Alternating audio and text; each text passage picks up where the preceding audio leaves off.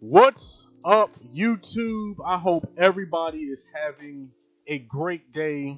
Everyone that's listening to me right now on YouTube, Periscope, Twitter, wherever you are, whatever the time is, I hope you are having a wonderful day. It is pretty chilly out today where I'm at, but we're going to keep it moving. And I'm going to try to press through this stream today because I have a lot of stuff that I want to get to. I have a lot of stuff that I want to go over. Specifically touching on one issue. The primary issue that I want to speak on today, ladies and gentlemen, is the issue of, as the title of this video suggests, the misguided appeal of black nativism in the age of Trump. And there's a particular reason why I'm making this video today. And anybody who's listening to me right now, if the audio is going in and out, or if the video keeps stopping and starting, let me know. I'm gonna try to do what I can on the fly. But I do want to say this: since I'm going over so much information today, and I'm gonna be presenting a lot of data today. This is gonna be my most data heavy video, the most data heavy live stream that I've done so far. I have about 9 bullet points of information. I have about 12 tabs of articles that I want to go through. So I'm going to try to press through and try to do this within an hour. It might go a little over an hour, but I will be releasing an edited version of this video before my next live stream on Monday. Because as you guys know, I do live streams Monday, Wednesdays, and Fridays at 12 p.m. or at 12 noon. So I have Saturday and Sunday to get out the next video. So before then, like I said, I'm going to be releasing an edited version of this video where I'm actually going to have pictures and images of the actual articles and the actual graphs and some of the data that I was actually using in this video today.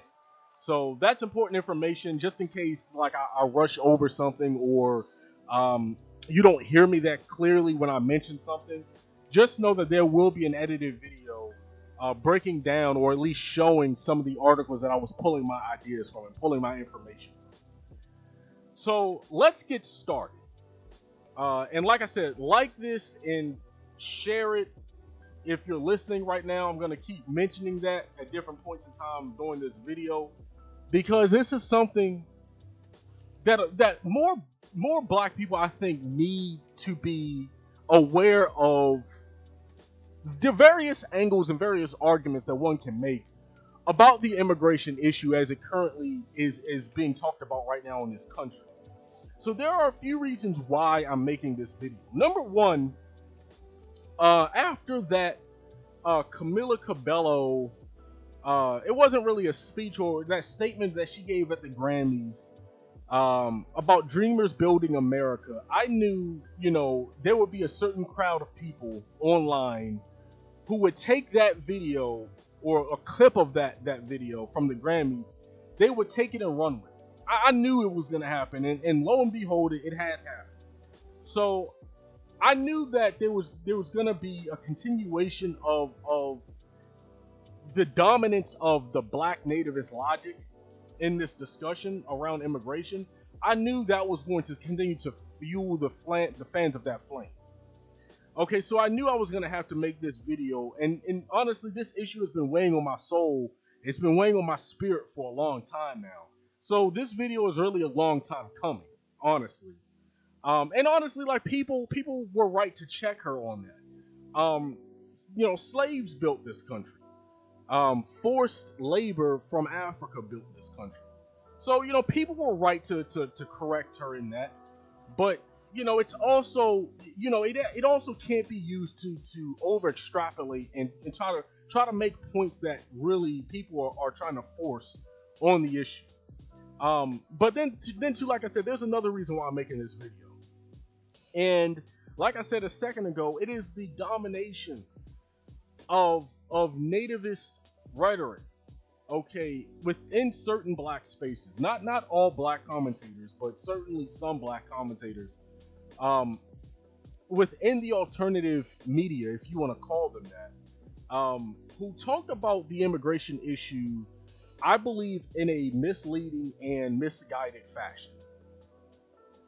And I think you have certain people who are really leading the black community, or trying to lead the black community, down the wrong path. Because maybe I shouldn't say the black community, because all black people don't subscribe to this mindset. But a lot of these people have really large followings. So what they say and the positions that they take matter.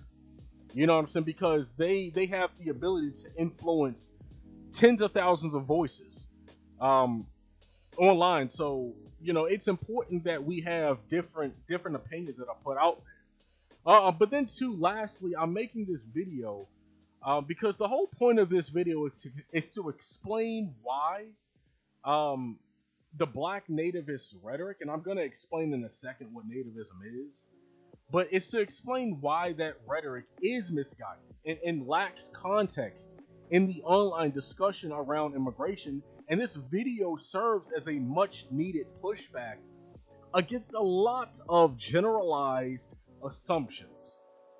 Okay, a lot of generalized assumptions that people are making that are, in my opinion, you have the right to disagree with me, but in my opinion, are rooted more in emotionalism and less in intellectual data. So now I know some people who have a different approach than I do. Some people do use data, but I've seen videos where people will talk an hour. They'll rant for an entire hour against immigrants, and they won't provide a shred of information. They won't provide a journal. They won't provide an article. It'll just be really just their opinion.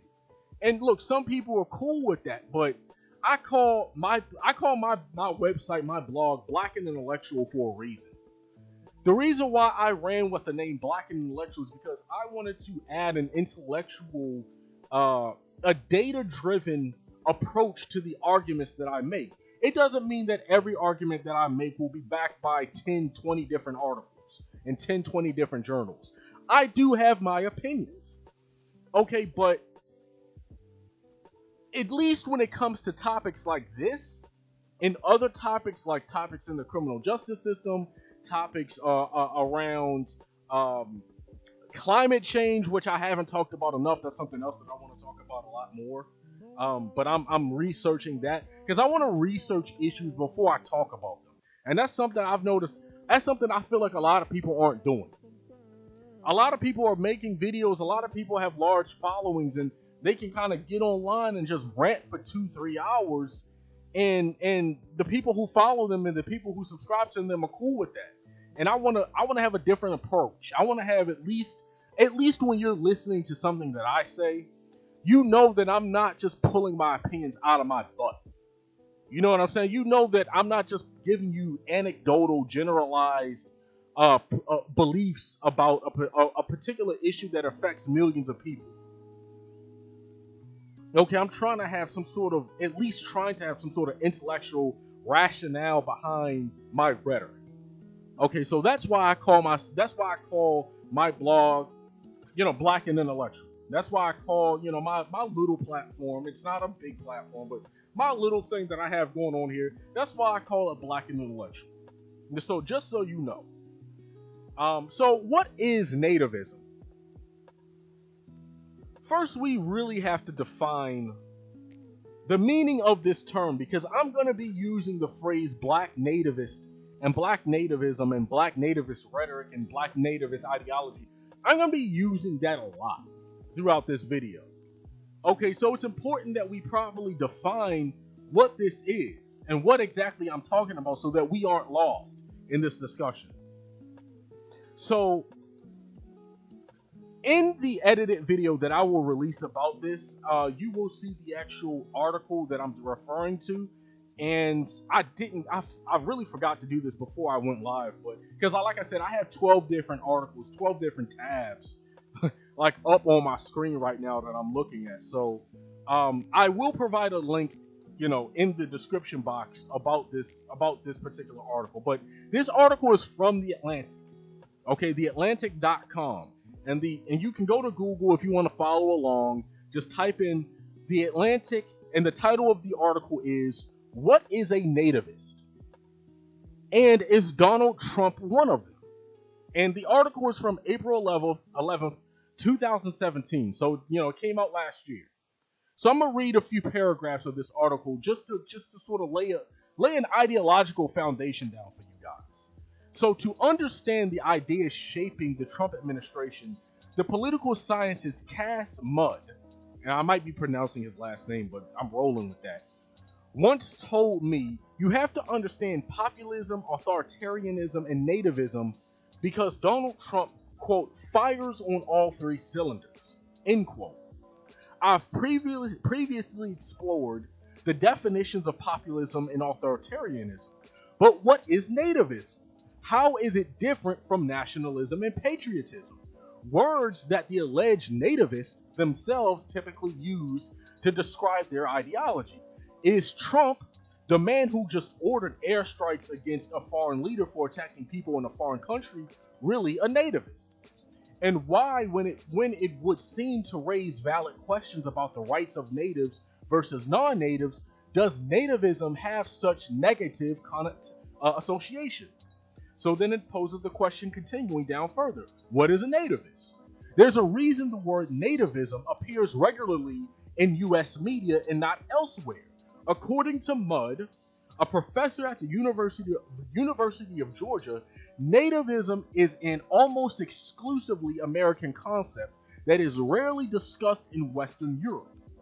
The term's origins lie with mid-19th century political movements in the United States, most famously the Know Nothing Party, that portrayed, get this, Catholic immigration from countries such as Germany and Ireland as a grave threat to native-born Protestant Americans.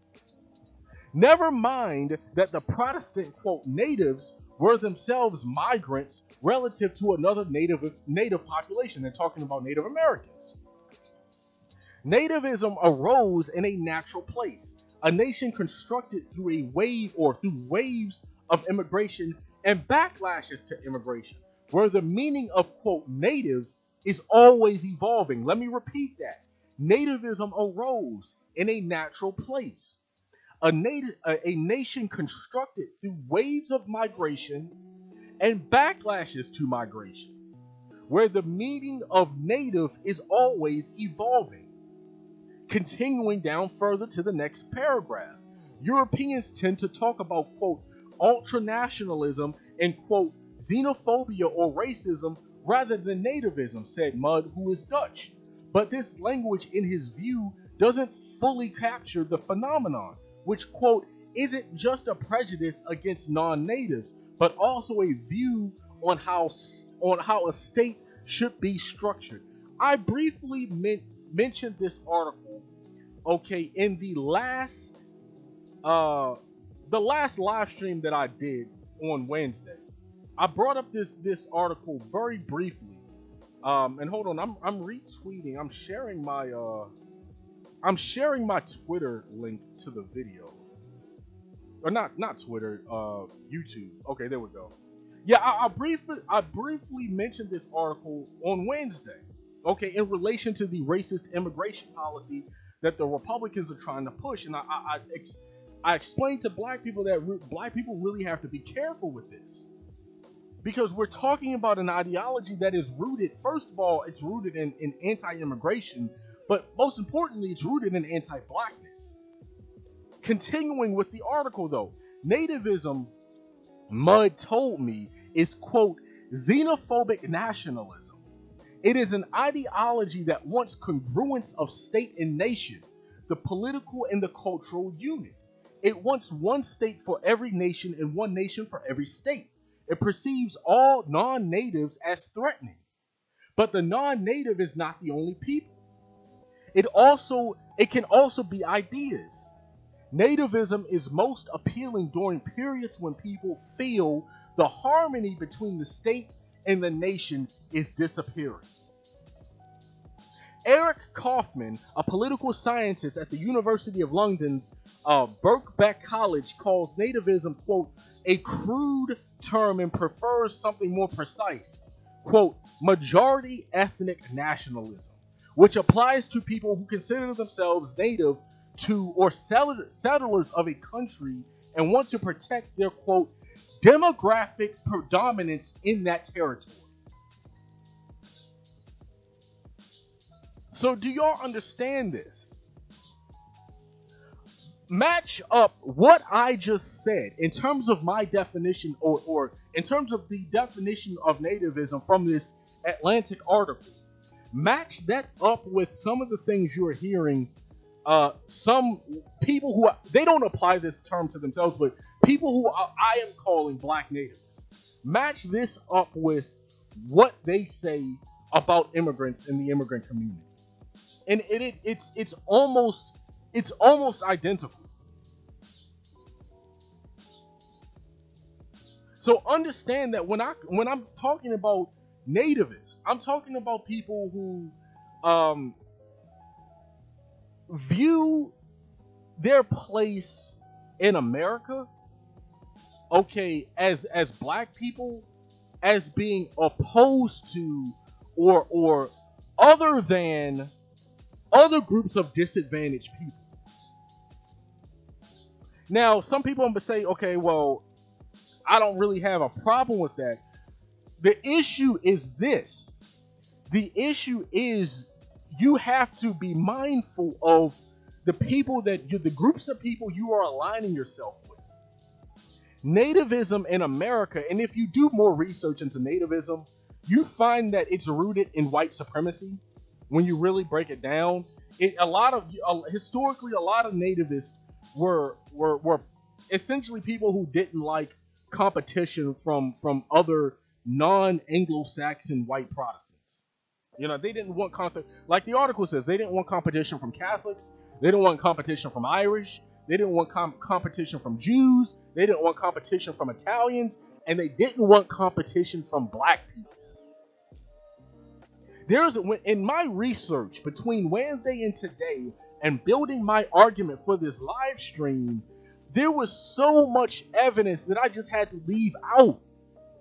There was stuff that I came across. I was like, man, I gotta find a way of weaving this into the live stream. But I'm not trying to have this live stream go 3 hours today. Some people can do that. Some people get on YouTube and live stream 3, 4, 5, 6 hours. I can't do that. Like, I have other things to do, and I know y'all have other things to do. Most people aren't going to sit down and listen to me rant or talk about anything for 3 hours. You know what I'm saying? So I had to cut out certain pieces of information. But understand that there's a deeper history that you can research.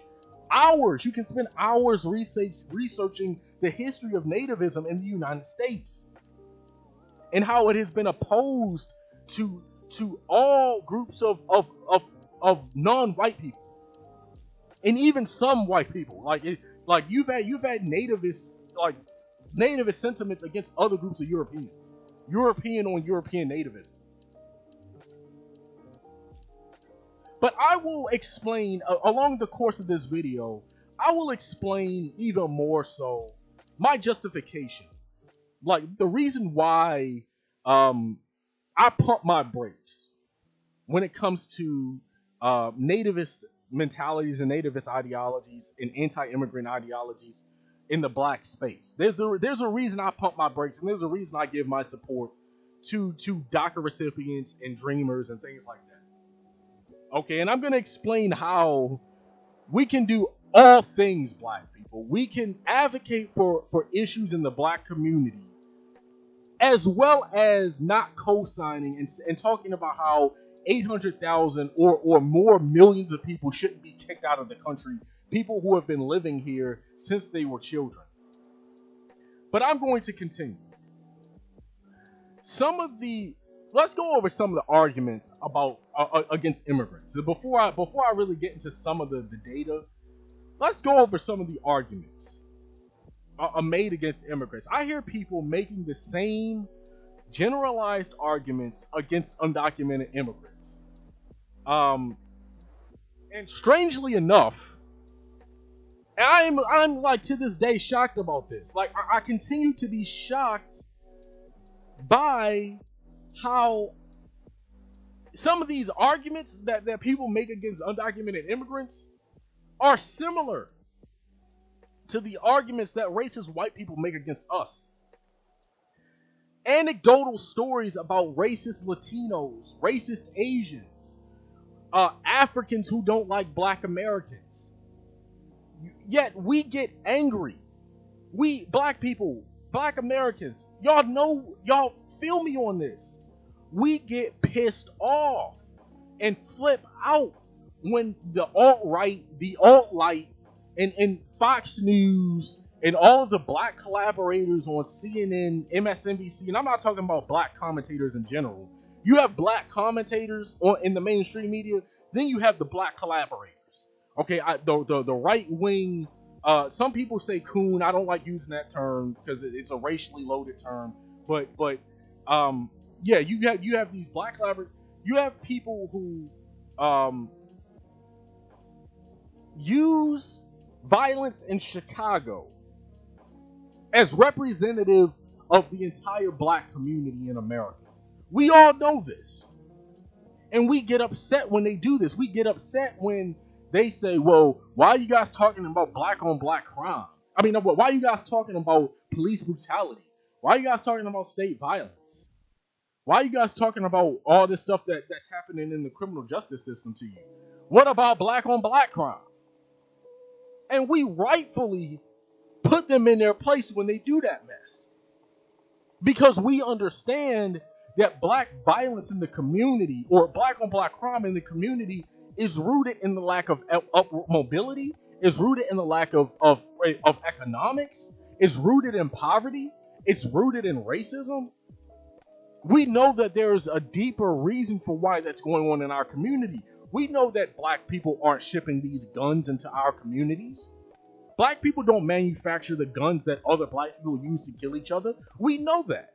But that doesn't stop right-wingers from using Chicago and using Baltimore and violence in those cities against us and against everybody that protests police brutality.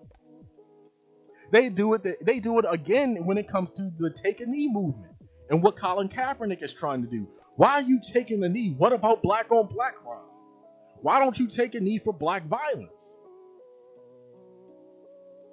So we shouldn't, in turn, use anecdotal stories about racist Latinos, racist Asians, and Africans who don't like black Americans to generalize about the entire group. And I see that way too often online. We don't like it when people do that to us, so we shouldn't do it about other groups of people. Are there racist people in other groups, in other communities? Yes. I dare not deny that. You will never hear me say that there aren't racist people in other communities, in non-white communities. There are. You know why? Y'all already know the answer to this. Because you guys are smart. Like I said before, anybody who listens to me already knows stuff. I don't have unintellectual people who listen to me. People who listen to me and people who watch my videos, y'all are already hip to data and y'all already hip to information. That's why I like talking about this. That's why I like making these videos, because I like discussing things with people who are already in the know. People who are already quote unquote woke.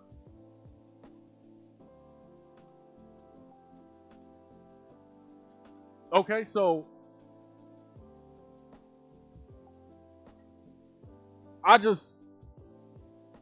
in America, I clearly just lost my train of thought. See, this is what happened. This is what happens when you rant. This is what happens when you have 9 different things to talk about and you start ranting about one of the things. In America, we're like, look, check this out.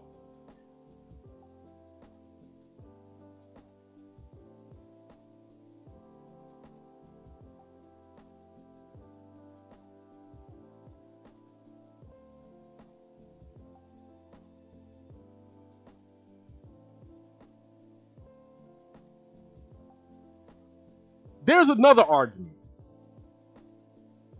I'm just going to continue till it comes to me. I just sat there and tried to. I had a great point. I'm getting angry right now. I'm getting really kind of angry because I had a great point that I was building up to, and that mess just went poof. It's going to come back to me as I continue though. But that's one of the arguments. That's one of the arguments that people make about people make against immigrants. Okay. Talking about like just anecdotal stories about, racist people. And here's what it was. You have, and I've mentioned this before, you have anti-blackness. Yes, you have racism in the Latino community. You have racism in the Asian community. You have Latinos and Asians in their own countries, in their respective countries, who still wear blackface. You have in African communities, skin bleaching is huge in certain African countries. We know this. Certain Caribbean countries, skin bleaching is huge. But guess what, black folks? We all know this. There is anti-blackness in the black community. It's called colorism. And it's even honestly just called selling out. You have black people who don't like you have black Americans who don't like other black Americans. And the first chance they get to run away from the hood, the first chance they get to run away from the community, they are gone. They're like Speedy Gonzalez. They are out of here. They are out of the community. So yes, you have racism in immigrant communities. But that doesn't mean everybody who's an immigrant is racist against black people. And most importantly, anti-blackness is a global phenomenon. There are very few countries you can go to.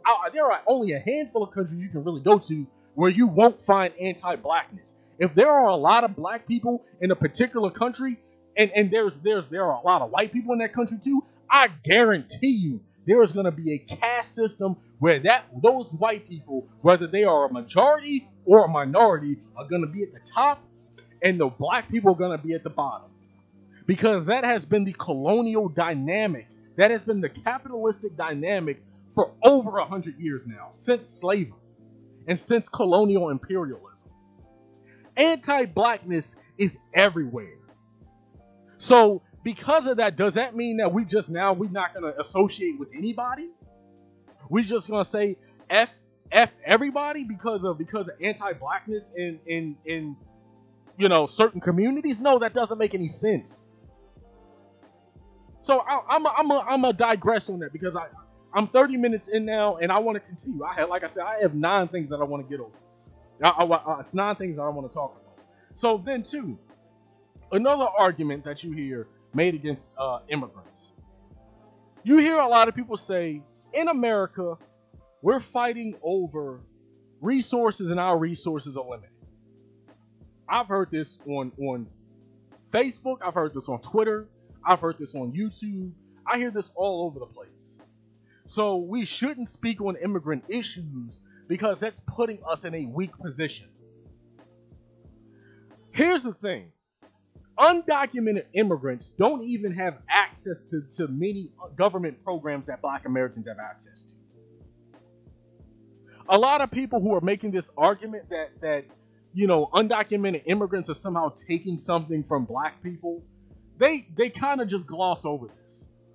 There are entire programs that undocumented immigrants can't even touch.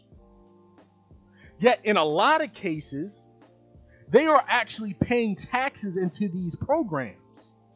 They're paying taxes into programs that they can't even access. I'll touch on this later because I have a whole, that's a whole bullet point. There's a whole bullet point right there, but I'm gonna touch on that. Later on in this video. So here's the thing: a majority of Latinos, if you look at polling data, okay, and like I said, I'll show this in the video with the edited video that I make about this. But if you look at polling data on a number of different topics, a number of different questions, and I see this consistently. A majority of Latinos actually support our cause on a number of issues. Maybe they don't support it as much as we do, as they don't so their numbers aren't as strong or as high as Black people, but we shouldn't expect that. We shouldn't expect them to be as passionate about our issues as we are, because they're issues that affect us more than they affect them. But a lot of the polling data will show you Latinos are not nearly as antagonistic towards our issues as a lot of people in white society. So where you might have a lot of conservative white folks, a lot of right-wing white folks who are completely antagonistic to our issues. Whereas usually with Latinos, it's usually like a 50-50 split. And it might be a little over 50, it might be 60, depending on when the poll was taken, depending on how the question is asked. But they're usually a lot better on our issues than a lot of white Americans. But check this out. A University of Chicago poll shows 51% of Latinos said they consider the killing of Black people by police part of a larger pattern rather than isolated, versus 40% of whites. Now, of course, our numbers were the highest, to be expected. That's not strange. That's not like somehow abnormal. But it kind of goes to show you that the mentality is much more sympathetic. Okay, and then let's touch on something else. It is a lie. It is a downright lie to say that Latinos haven't come out and supported us during moments of activism, because that's something else that I hear a lot. When we go out and we try to do things, this group and that group is nowhere to be seen. You hear that a lot. Latinos have been present at many major and not so major protests around the country for several years now. I found articles showing that the Latino caucus has joined with the Black caucus at several Black Lives Matter rallies. Do the largest Latino groups in the country advocate for immigration reform more than issues facing the Black community? Yes. Some of the largest Latino groups in the country, they talk about immigration reform more than they talk about issues facing Black people. But should we expect anything different? And should we attack them for not putting our issues above their issues? Not like, look, check this out. We should be the main ones talking about our issues. That's the way it should be. We shouldn't be looking to Latinos or Asians or white people to be majority voices in our struggle. We should have bridges built and relationships built with people in other communities, because that's the most logical thing to do. It's the smartest thing to do when you're 12 to 13% of a nation's population and you don't have a majority, and you're the most economically distressed population in the country. It is crazy to say that the most economically distressed population in the country, as we are, as Black people, who are 12 to 13% of the population, that we can do everything by ourselves. That is a recipe for getting a lot of Black people, and pardon my language, ass out. Like people are telling Black people to do stuff that's gonna F them up in the game, because we're gonna be isolated.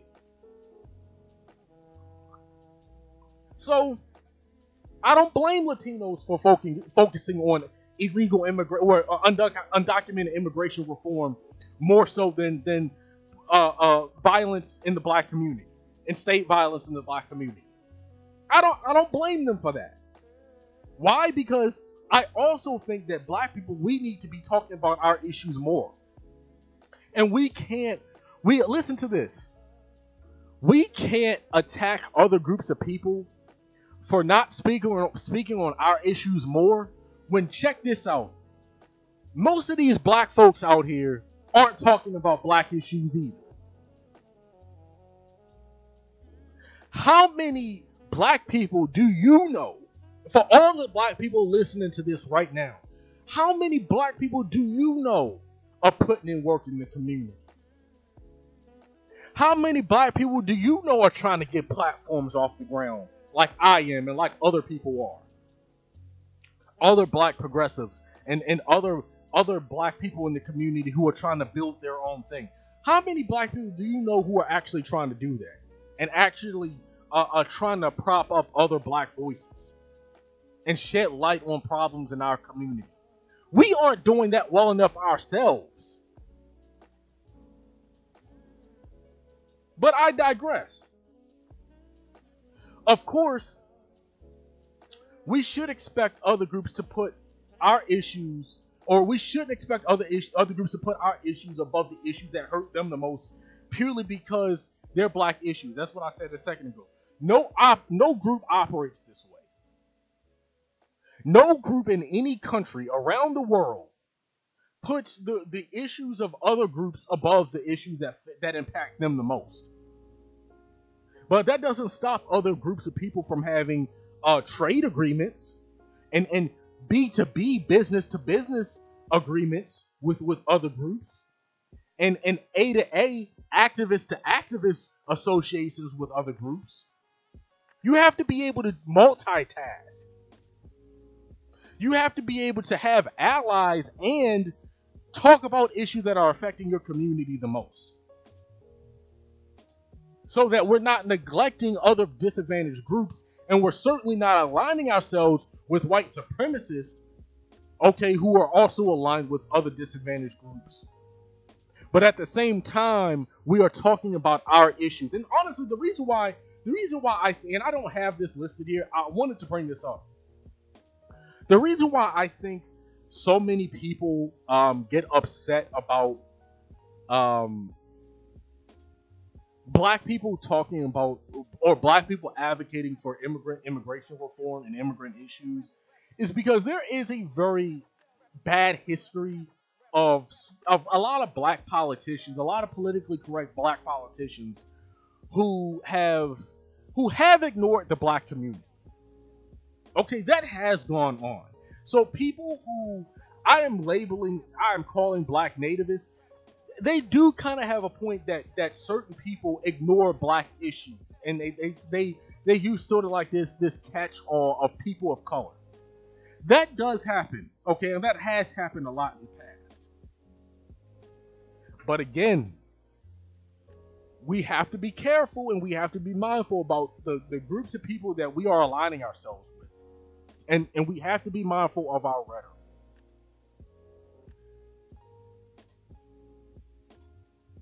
We can stand with DACA recipients in their moment of need and say, no, we don't support 800,000 DACA recipients being kicked out of the country. We can do that and advocate. We can do that on one weekend, and then the next weekend, we can advocate for black empowerment. There's nothing stopping us from doing both. So just be careful, black people who are listening to this, and other people who might be listening to this too. Be careful about black and white arguments. And I'm not talking about race when I say that. I'm saying when I say be careful about black and white arguments, be careful about people who say there's only one way to do things, where you either have to do one thing or you have to do something else. Because that's just not how the world works. That is not how the world works, family. I mean, the world works in shades of gray. So let me continue. Here's the big thing. The big thing that people ignore the most. And I can see now, I'm going to go over an hour. I can see that already. But the big thing that people ignore the most when it comes to immigration, undocumented immigration, people ignore the root cause. People only want to talk about, oh, they're taking our jobs, they're taking our resources, they're taking something from us. Very few people are talking about what caused all of this. Because if they do, then they'll have to say that the problem isn't really the immigrants. The problem are the capitalists, the capitalist plutocrats, and the capitalist politicians, the corporations who exploit cheap labor. Okay, and the problem is with some things like NAFTA. So let's get into it. Free trade deals like NAFTA, the North Atlantic Free Trade Agreement, and the drug war. NAFTA and the drug war have had a major impact on illegal immigration and undocumented immigration. Nobody talks about this. And I think it's important to lay the groundwork of how our fight isn't really with undocumented immigrants. Our fight is really with crony capitalist politicians and corporate America. You don't often hear about this side of the immigration debate because the people pushing the argument the most, like I said, are kind of nativist.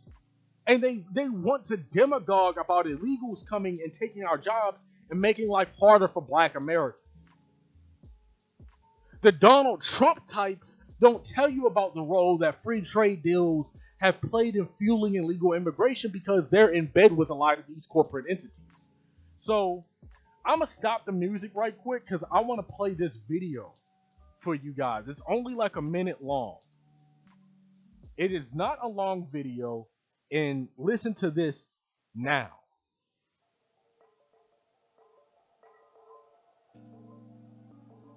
We have made a decision now that will permit us to create an economic order in the world that will promote more growth, more equality, better preservation of the environment, and a greater possibility of world peace.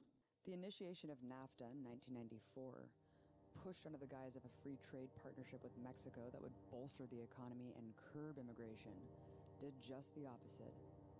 Heavily subsidized U.S. crops flooding in drove production down and consumer prices up. New corporations dominating the market collapsed small businesses across the country. Sweatshop labor surged. 28,000 small and medium-sized Mexican businesses were destroyed in NAFTA's first 4 years. The price of corn, Mexico's main staple, fell by 66%, ejecting at least 2 million small farmers from their land, forced to migrate north in search of life-sustaining work. NAFTA's model of neoliberal development forever stunts Mexico's food independence. In post-NAFTA Mexico, 42% of the food consumed comes in from abroad. As a result of this terrible policy, about 22 million Mexicans in a country of 122 million live in food poverty. The number of undocumented immigrants coming to America has increased a dramatic 185%, from 3.9 million in 1992 to 11.1 million in 2011.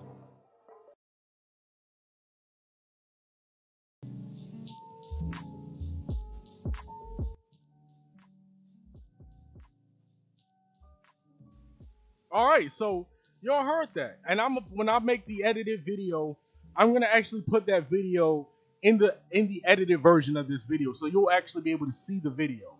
For those who want to view the video, it's from a reporter named Abby Martin, and the title of the video is "How NAFTA Displaced Millions of Mexican Farmers." And as the video said, from 1994, after the signing of NAFTA, to today, and the actual graph that it shows ends in 2014, there has been an explosion in undocumented immigrants to this country because of NAFTA and the negative impacts NAFTA has had on farming and a number of industries in Mexico. That's why the vast majority of undocumented immigrants in the United States come from Mexico. Okay, and that's a direct impact on that's a direct role that NAFTA has played on the illegal immigration issue in this country. Okay, then there's an article that I want you guys to read from The Nation. It's called "How U.S. Policies Fueled Mexico's Great Migration." And the article basically goes over examples of companies like Smithfield, okay, who went to Mexico and basically after NAFTA, they basically put a lot of the farmers out of business, a lot of the pig farmers out of business. And it forced a lot of those because a lot of those farmers were small business owners, so they couldn't compete with major corporations like Smithfield. Okay, so what happened was they were forced to come across the border and find work at Smithfield, at these hog plants like Smithfield. They were forced to come into the country in the United States and now work for the same corporations that put them out of work in Mexico.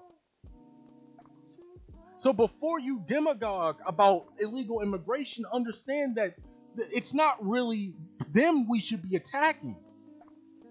It's NAFTA. It's the free trade deals. It's crony capitalism. That's the target that we should be after right now. Now let's talk about the drug war. Again, like if you guys want to read that Nation article, read the whole article. I read all of this stuff, and I'm not going to go through every little paragraph and every little article because that would take too long. But go ahead and read that article. I'll post a link to that article as well in the video. But it's not just NAFTA and free trade deals. As I said, the drug war in different countries in Latin America have also forced many people to come here in recent years to escape cartel violence. There's an article from the Huffington Post. The article is entitled, Want to reduce illegal immigration, ? In the drug war. Several GOP presidential hopefuls that have over the last few weeks offered wildly extreme and generally unrealistic proposals for deterring illegal immigration, largely spurred by Donald Trump's grandiose plan to deport all 11 million undocumented immigrants in the United States, then let a few of the so-called good ones back in, all while building a giant border wall. Other ideas Republican primary candidates have pondered lately include eliminating birthright citizenship. Okay, while these ideas might energize the GOP's conservative base, they wouldn't do much to deter legal immigration for one simple reason. All of these propositions rest on the false assumption that most undocumented immigrants are crossing into the United States primarily to look for a better life and a high-paying job. Okay, so this notion that all undocumented immigrants are coming here purely just to take U.S. jobs and purely just to take American jobs, that's a bunch of baloney. Anyone who speaks to undocumented immigrants regularly knows that they invariably view the dangerous and expensive trip into the U.S. as a last resort, usually because something went horribly wrong at home, not because of dreams of having a child who is a U.S. citizen. So this whole idea that all these undocumented, this is a Trump thing, all of these undocumented immigrants are coming here and they're doing like this whole chain migration thing because they're trying to get like this cheap backdoor way to come in and screw over Americans. That's a bunch of BS. Most of them probably don't even want to be here like that. Continuing the article, most of those who have crossed the southern border illegally over the last few years are not looking for work. Surprise! In my Dave Chappelle voice. They're fleeing violence in their home countries of Mexico, El Salvador, Guatemala, or Honduras. All four of these countries have experienced a sharp rise in drug-related violence, which is frequently deadly over the last decade. In Mexico, for example, by his successor, Enrique Peña Nieto,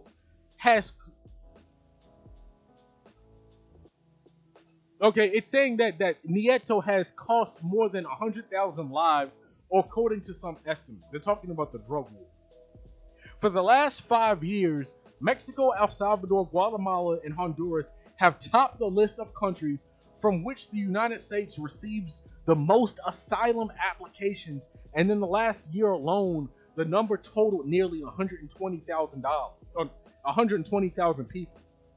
Okay, so these are the same people that Trump is targeting with the TPS, the TPX, the temporary protection status reneging that he's doing and cutting back on TPS protections. He's going after people who are here to escape drug cartels in damn near war-torn countries or war-torn regions in countries. And if you read later on in the article, you find that a lot of this is being driven by drug cartels, like I said, and a lot of these drug cartels are so powerful because of the drug war. And the drug war has forced drug cartels to go underground, and it has made drug cartels more powerful. So the drug war is directly impacting undocumented immigration, along with free trade deals like NAFTA.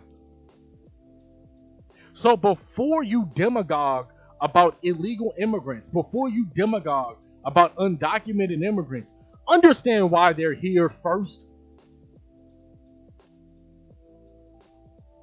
Understand that we have to properly place our anger and our outrage in the right area. If we're outraged about anything, be outraged about the politicians who pass these laws.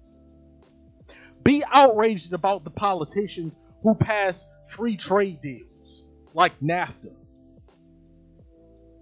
Don't take your anger out on the most the powerless people in the equation, the undocumented immigrants who have very little, if no, representation in this country. So, let me continue. Let's talk about the list of jobs that undocumented immigrants hold the most. Okay, so the next few articles that I'm going to pull from are articles from MarketWatch.com, articles from PewHispanic.org, articles from this website called Black Demographics, where it has demographics of the percentage of black people who live in certain states. Because what I'm about to do is I'm about to show you the jobs that undocumented immigrants have mostly, the states that they primarily are in versus the states that black people are in primarily. Okay, and how a lot of these jobs are in fields that really black people we're not even really checking for like that. And I'm gonna show you why we shouldn't be tripping about them being dominant in these fields anyway. Okay, and there's another article from the Washington Post that I'm about to go over. So let's break it down. Half of all DACA recipients. Let me see if I can find which article in particular said this. Give me a second. It wasn't that one. It wasn't that one. It wasn't that one.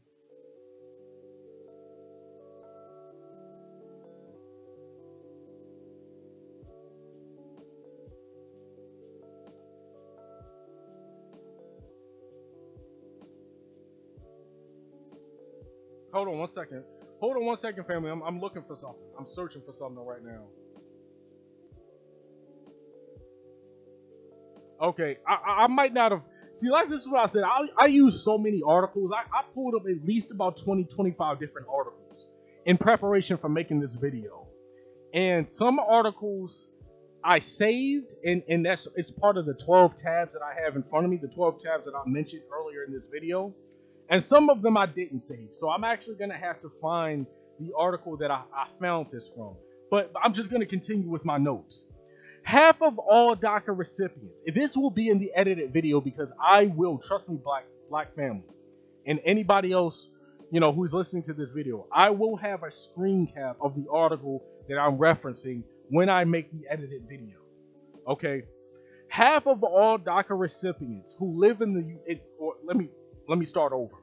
Half of all DACA recipients live in 2 states. Okay, California and Texas. 2 states where black people make up 7% and 12% of the population respectively. Let me repeat that. Half of all DACA recipients live in states where the black population isn't even that large. 7% of black people living in, or California only has a black population of 7%. The black population in California is in the single digits. And in Texas, the black population is close to being in single digits. It's 12%. The black population in Texas it mirrors sort of the black population in the entire country. The other half, so that the other half of the DACA recipients who don't live in those 2 states are spread out everywhere else. So yes, there are significant undocumented populations in major metropolitan cities where a lot of blacks live, like New York City and Atlanta. Miami is another one. So you do have a lot of undocumented immigrants in Florida, and especially in large urban areas in Florida. You have a lot of undocumented immigrants in New York City and New York State in general. You have a lot of undocumented immigrants in a few areas. But check this out. You have to actually break down the percentages of the people we're talking about here. Because it's significant information to state that many undocumented immigrants aren't directly competing with African Americans because half of the undocumented community don't live in the same geographical area as black people. But for those who do live in areas where a lot of black people live, what types of jobs do they have? Well, let's take a look and see. Let's see what types of jobs they have.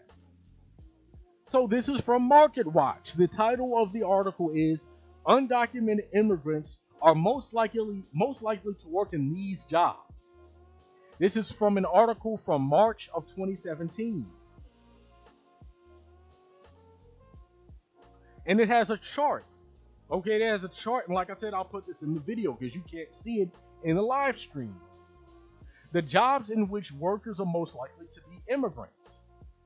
When you look at unauthorized immigrants, because that's the group we're talking about, we're not talking about lawful immigrants here, we're talking about undocumented immigrants.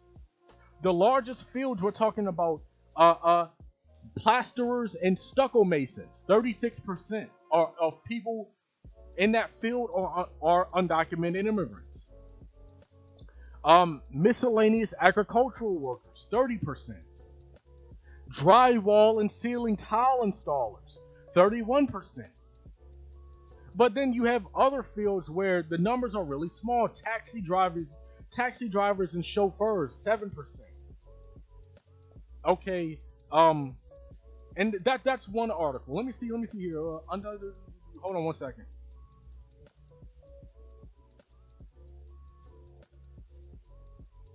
So the article for Market Watch basically goes over how a lot of the people in these fields make less than you're supposed to actually be paid for in these fields. Because that's the thing. A lot of employers who are employing undocumented immigrants are doing so specifically so they can pay them less.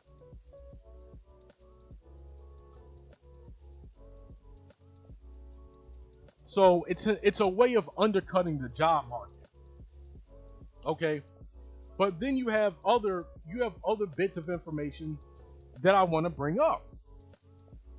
Okay, the actual unauthorized immigrant share of the labor force. So the number of immigrants who are actually in a labor force, state by state by state. If you want to see this, go to pewhispanic.org.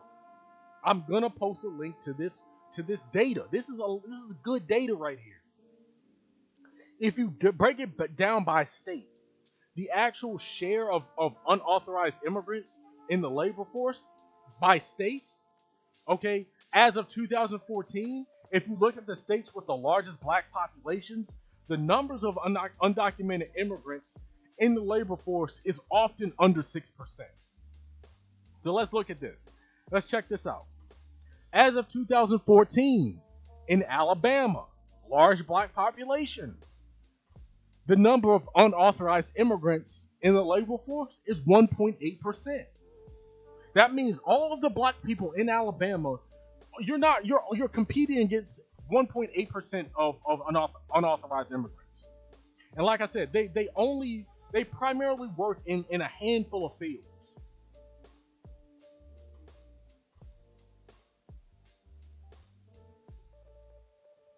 Okay, some of the other fields that they work in. This is from CNN Money. Okay, a lot of undocumented immigrants, personal appearance workers. That's 12% of the people in that field are undocumented. Sewing machine operators, 23% are undocumented. I mentioned a second ago, agricultural workers, 30%. Maids and housekeeping cleaners, that's a big one, 24%.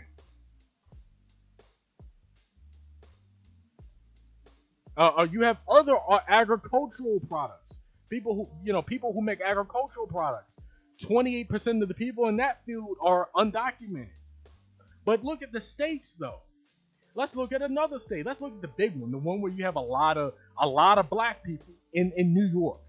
If you go to blackdemographics.org, the estimated black population is largest in New York. Well, not largest. In terms of like the actual number, the number of black people, it's the largest. 3.7 million black people live in New York. That's 19%. So 19% of the New York population is black. Now, there are states where the percentage is larger, like Georgia.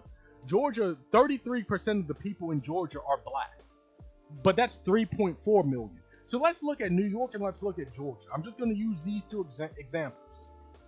New York. The undocumented share of the workforce in New York is 5.9%. In Georgia, the undocumented share of the workforce in Georgia is 5.2%. Now in Florida, it's kind of large. Florida, there are a lot of black people in Florida. That's 6.2%. But California is the highest by far. California, the states that have the highest number of undocumented workers are states where black people really aren't even deep like that. Is California. 9% of the California workforce is undocumented. So yeah, if you're one of the 7% of black people who live in California, yeah, you're competing with a lot of undocumented workers. If you're black and you live in Nevada, yeah, Nevada has a lot of undocumented workers. It's 10.4%. But those are a handful of fields. I mean, a handful of countries where the entirety of the black population is not primarily in those areas. Okay, so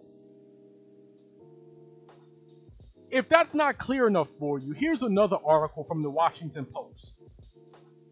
It says that nationwide, undocumented immigrants are clustered within a few occupations. I mentioned this kind of already. Notably farming, fishing, and forestry. 20% of that workforce is undocumented. Or 26% of the undocumented workforce is in farming, fishing, and forestry. 17% of the undocumented workforce is in building and grounds. And construction and mining, 14% of them are in that field. So 57% of all undocumented workers are in a handful of occupations. So if you don't want to compete with undocumented immigrants, guess what? Avoid those career fields. It's as simple as that. But honestly, and the title of that article, by the way, from the Washington Post, is Majority of Undocumented Immigrants Work in Low-Skilled Jobs Report Finds. Okay, if you don't want to compete with undocumented immigrants, where you have these corporations that undercut wages in a particular field because it's a field where you have a lot of undocumented workers in, then do something else. Get into a field of work, get into a line of work where you don't have to worry about undocumented immigrants. That's all you have to do. That is not a reason to demagogue and to adopt a nativist mindset about immigrants. That's not a justification for co-signing, millions of people being kicked out of the country, y'all. Y'all know this. That's not a good enough reason. Now, I mentioned this a second ago. I'm going to quickly go over this. I mentioned earlier in the video, undocumented immigrants, this whole notion that they're taking resources from us is just not true. Look at this stuff that black people have access to that they don't. When we talk about resources, let's talk about the resources we have that they don't have. So you have CHIP, Children's Health Insurance. Oh, and by the way, this is based on an where's that article at? This is based on an article from the Huffington Post. The article is entitled, "No, Undocumented Immigrants Aren't Stealing Your Benefits." Because this is a popular lie among Trump supporters and among conservatives and among Republicans. This whole notion that, they're stealing our benefits, they're stealing our resources. The article says, to be clear, there are many different types of benefits a resident of the United States can receive. Let's take a fact-based look at what benefits undocumented immigrants do and do not receive in the United States. Here's a listing of benefits undocumented immigrants expressly do not receive. I mentioned CHIP, which just got renewed recently in the new what am I thinking about? The government shutdown, the agreement that ended the government shutdown. They funded CHIP for another 6 years. Undocumented immigrants don't have access to that. They don't have access to disability and social supplemental security income, SSI. They don't have access to food stamps. They don't have SNAP benefits. They don't have access to health insurance like the ACA, the Affordable Care Act. They don't have access to Medicaid. They don't have access to Medicare. They don't have access to Social Security. They don't have access to welfare. Now, they might be eligible for schooling.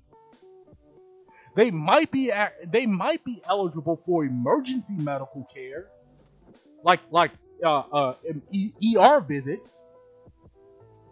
They might have access to WIC,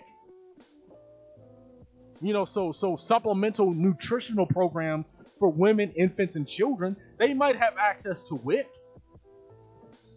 But whenever you hear somebody talking about all of this stuff that undocumented immigrants are taking from black people, understand that that's not based in data.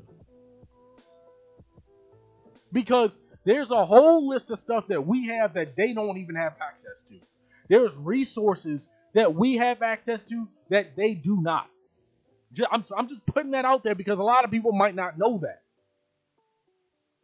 But this is what happens when you build an argument in data and in research and not in emotion. Black people, we need to take the emotion out of the immigration debate. So, before I end this video, it's 1:11. I'm trying to end this video before 1:30. Okay, I have to end this video before 1:30 for a very particular reason. It's something important that I have to do. But I told you guys I had a lot of stuff that I wanted to go over. There's a lot of information that I came across.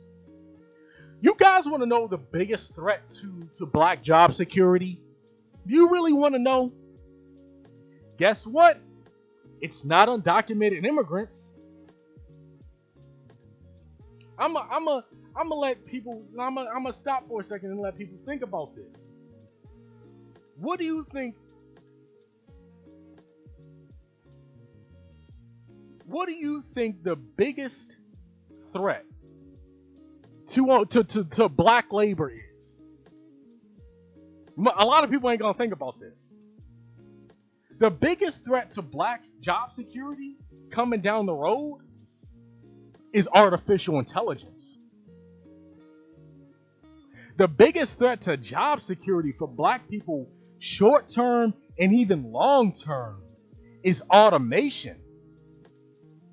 It's going to be robots taking your job. It's going to be the damn Terminator and damn Skynet taking your job. Not Jose. Not Enrique. Not Felipe. Not Hernandez. It's going to be the T-1000 taking your job. It's going to be, I'll be back.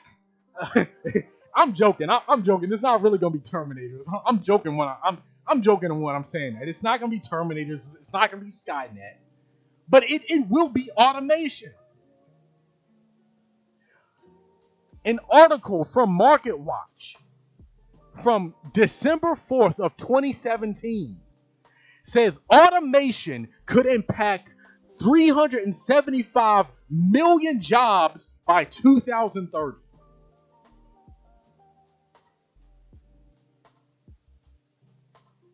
$39 million workers in the United States could be displaced. 39 million. And that's the midpoint scenario.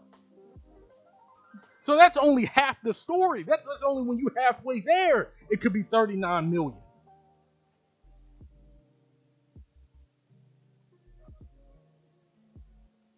I'm going to read some of the article. Vanguard's, like I said, this is from MarketWatch.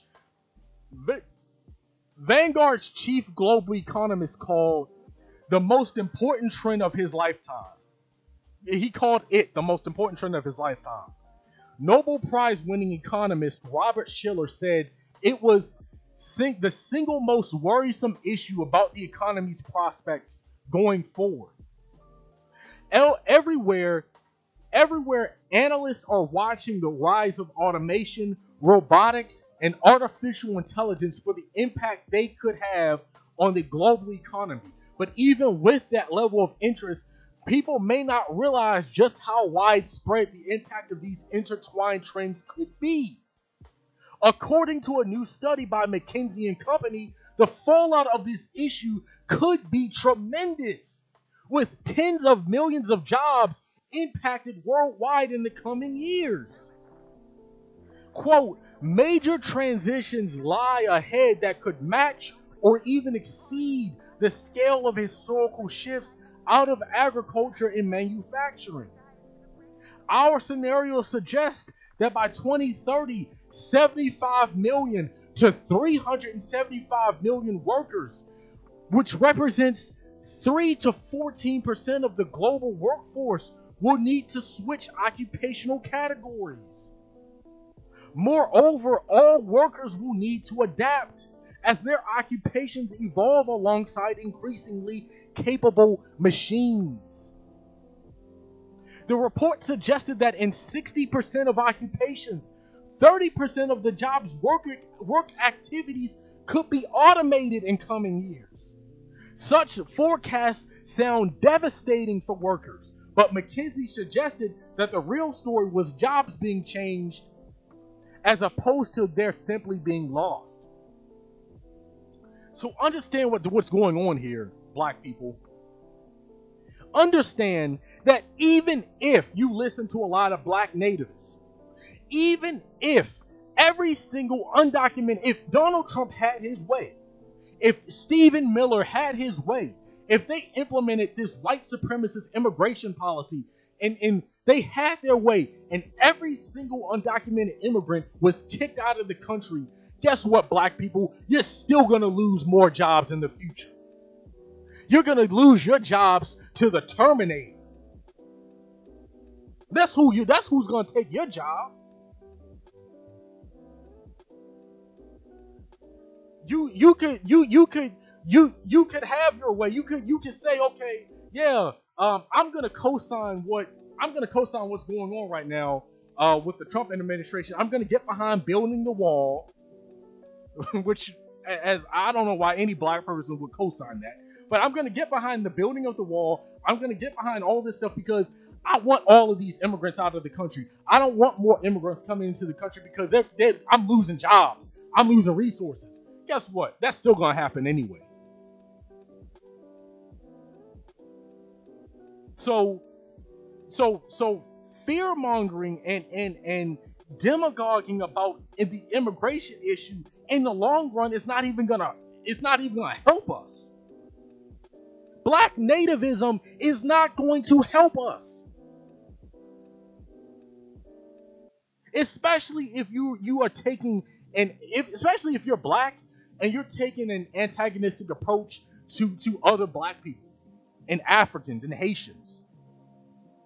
I don't know how you can consider yourself pro-black and you low-key are co-signing Haitians being kicked out of the country.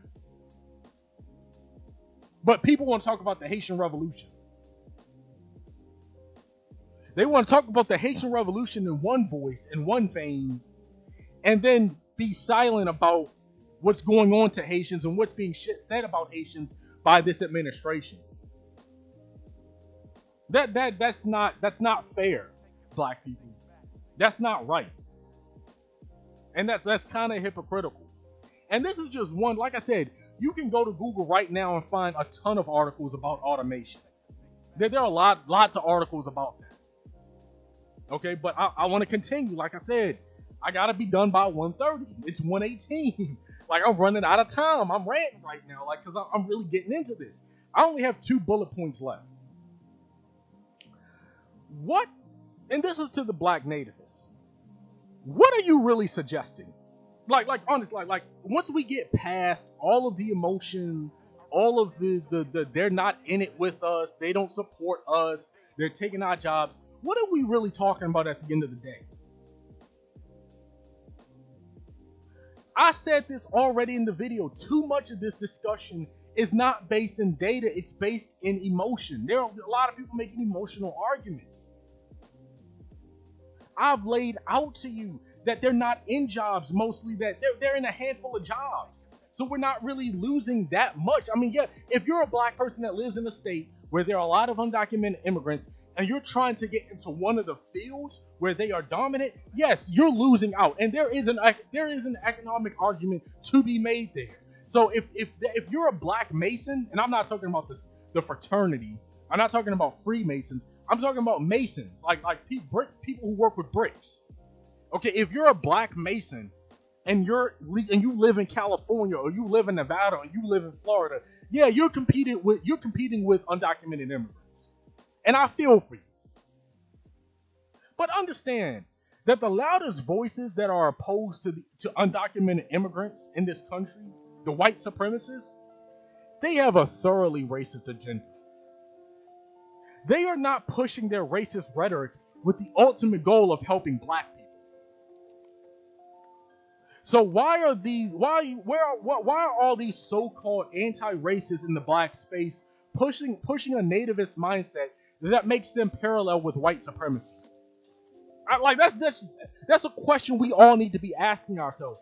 And really, honestly, don't assume that everything I say is correct. Do the research yourselves. I don't want anybody listening to me and assuming anything that I'm saying is correct. Fact check me. You know what I'm saying? Like don't assume I don't want anybody thinking I'm something I'm not. Like, I'm not right about everything. I do misspeak. I'm not perfect. Okay, but I'm also not about to align myself with white supremacists who are doing this for a clear pro-white agenda. And like, what are we suggesting? Really, like I said, that's what this bullet point is about. That's the question I'm asking.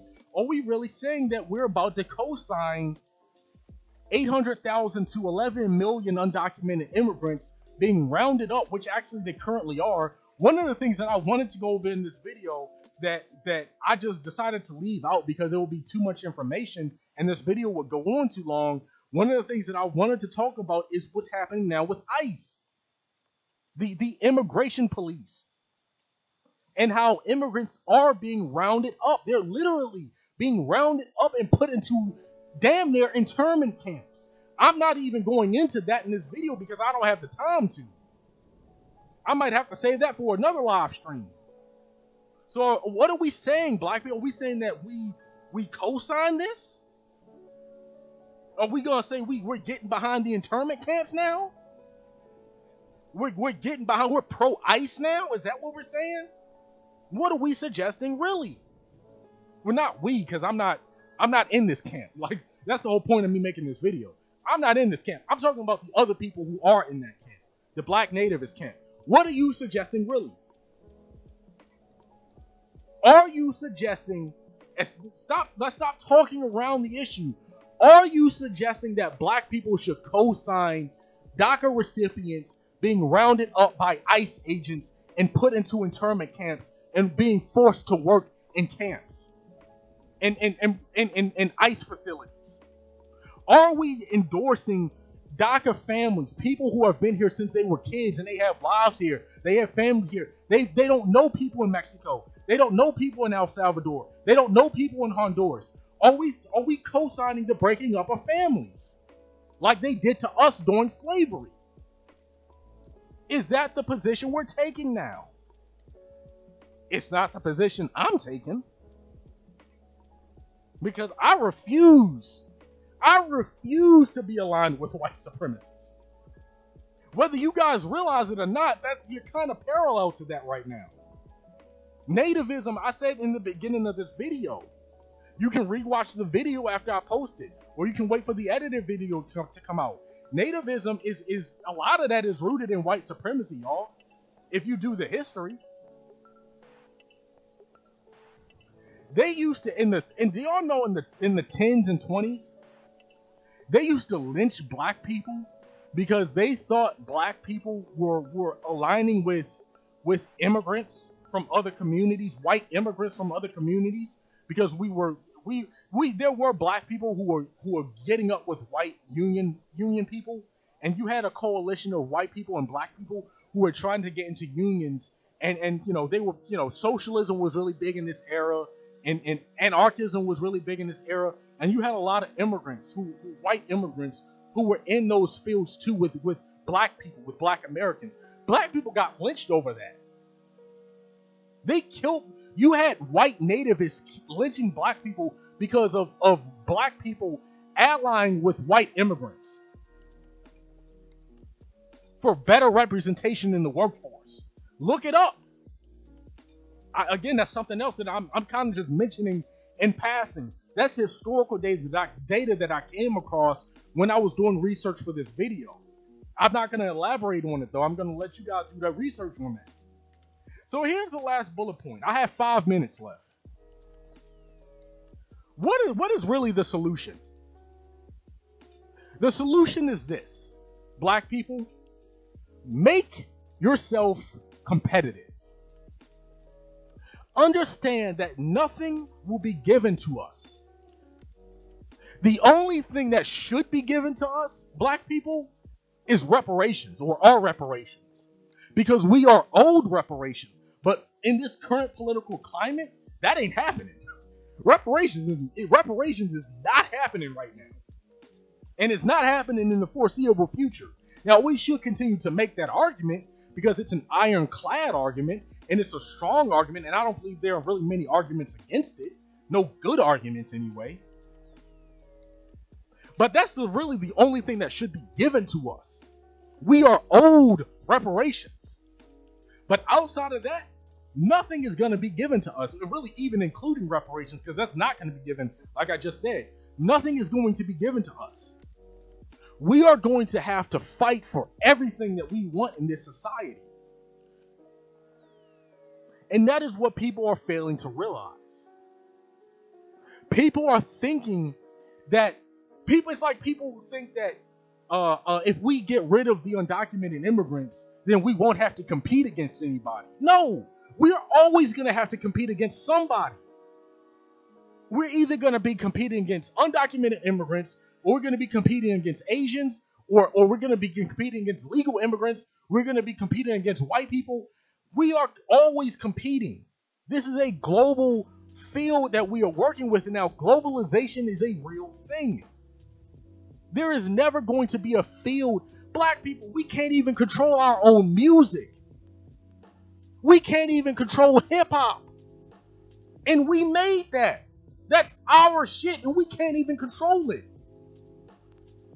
So if we can't even control hip-hop, what makes you think we're going to control these other industries? What makes you think we can take over and cut out the competition in these other fields? Look, here are some of the fields really quick. I'm gonna post a link. Some of these articles. I'm not gonna go over the title of the articles, but one title is 10 jobs that still can't find enough qualified employees. Black people, if you are worried about competing with undocumented immigrants, go into a field that actually needs more people, where you don't have undocumented immigrants there. That's all you have to do. Just don't go into a field where you have a lot of undocumented immigrants. Check this out. Number 10, web developers, computer programmers. That's a field where people are needed.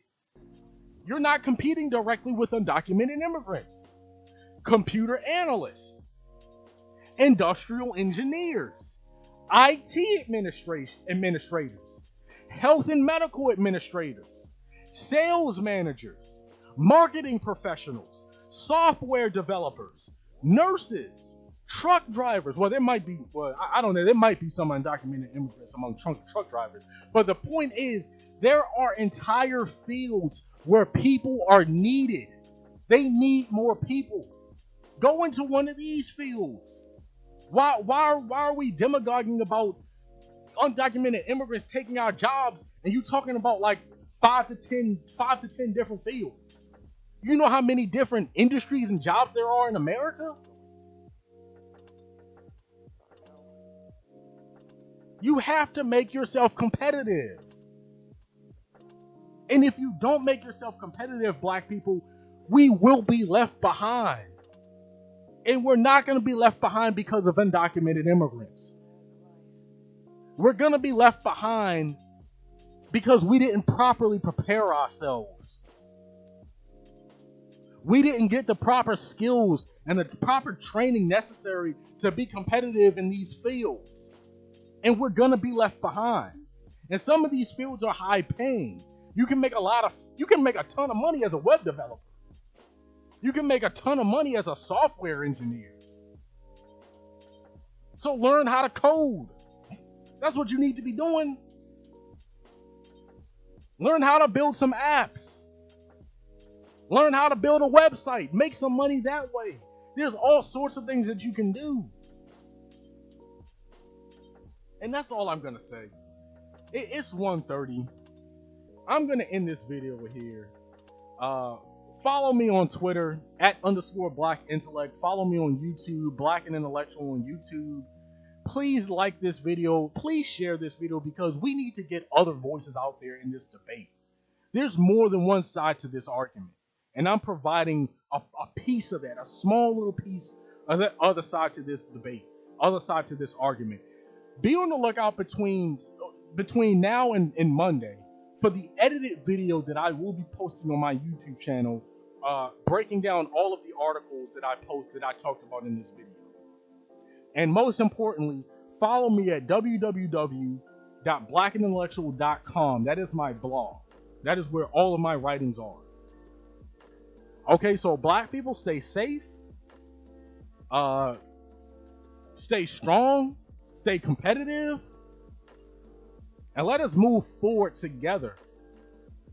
And let us understand that we don't have to demagogue. We don't have to be nativists and push other people away to get what we want out of this country. That's the main thing that's the main point that I wanted to make in this video. So I will talk to you guys on Monday, 12 p.m. noon. I will see you later.